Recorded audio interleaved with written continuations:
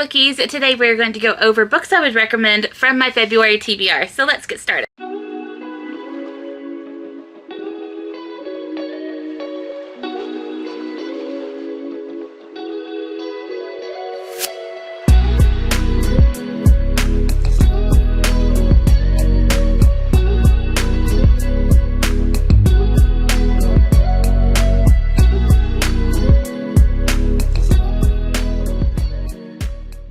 In February, I read 10 books, so it wasn't a lot, and this probably isn't going to be a super long video, but I did read some pretty good books during the month.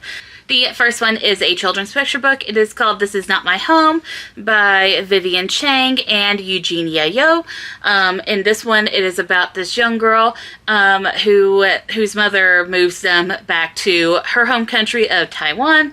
And about her learning how to cope with that and everything, learning how to make new friends, all of that really fun stuff. I thought it was a really good book, that it did really good about showing how kids can, learn how to cope with that, stuff like that. Because it is a pretty big move. It's from, I think, America, but it might also be Canada, back over to Taiwan. So that's a pretty huge move. That's a pretty huge life event.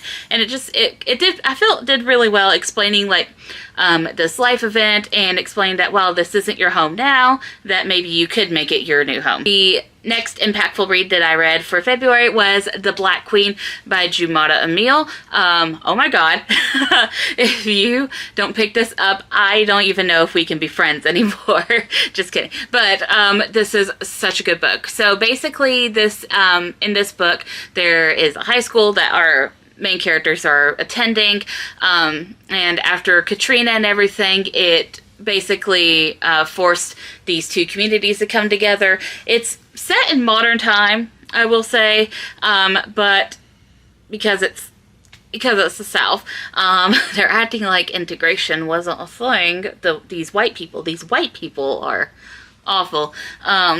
And so the school is like, well, okay, to smooth over tensions and everything, one year we're going to elect a black queen for homecoming.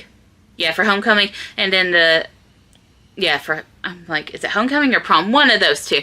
And then the next year it'll be a white queen. And that'll make it all fair and everything. Like, no, this is not how you run things, but whatever. Anyways, so they elect the first black queen, who is one of our main protagonists' best friend, and the night that she is crowned, she is found murdered. So our main character has to team up with our other main character, who is a girl that wanted the crown, tried to bribe the other contestant, the dead girl, out of her crown, and was filmed on a racist tirade. Yeah. So she's filmed doing this whole racist tirade about this poor girl, saying all this horribly rude and vile stuff about her. Yeah, she becomes a murder suspect, so oopsie. The book does really good because this character, they start off super racist and everything, and at the end they dramatically improve. This book does really good to not only be a really good mystery thriller, it kept me guessing, it kept me on my toes, it did so well. But it does really good about talking about racism, and police brutality, and the ineffectiveness of the criminal justice system, all of these different aspects and everything, and they all come into play together. So really, really well done read. Probably going to be one of my favorites of 2023, just to be completely honest. I also, for the first time, read Sorcery of Thorns by Margaret Rogerson.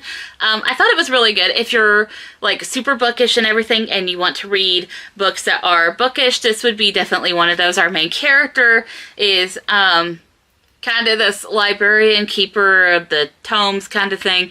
She's been training. She's an orphan. She's been training basically since she was little.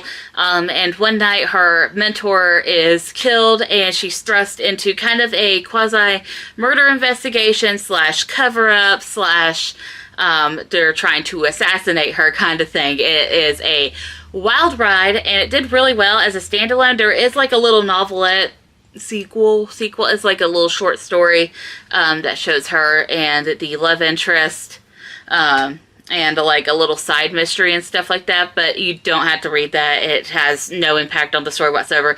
The Sorcery Thorns is one and done, basically. And the last book that I am going to talk about for this video is Travis Daventhorpe for the Win by Wes Molebash?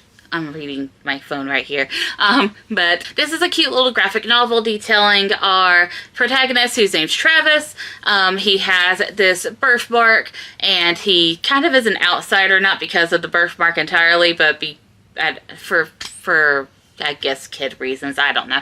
Anyways, so he's kind of an outsider, and he's trying to make friends with this other kind of outsider. She's a new girl in town and everything, in school. And he is super into robots and engineering and stuff like that. So for a science fair project, he builds his own robot. And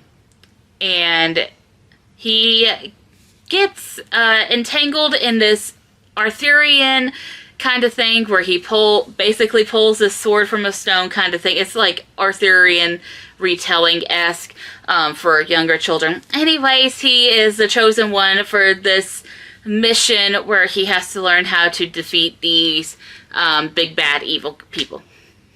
In like intergalactic kind of thing. It's kind of cool. It's really hard to explain. It's really cool though, so if you have younger ones, or if you yourself like graphic novels, this would be a really good one to pick up. And yeah, that is everything I'm going to recommend for my February TBR. So thank y'all for watching, and I will see y'all later. Bye!